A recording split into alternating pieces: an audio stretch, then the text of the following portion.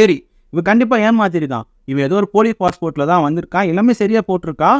இவனோட நேஷனாலிட்டி மட்டும் தப்பா போட்டான். பிரிண்டிங் மிஸ்டேக்குன்னு சொல்லி விசா ஆஃபீஸர் வந்து கண்டுபிடிச்சு இவனை கைது பண்ணுங்க அப்படின்னு சொல்லி ஆஃபீஸர் கிட்ட கொடுத்துட்டாங்க.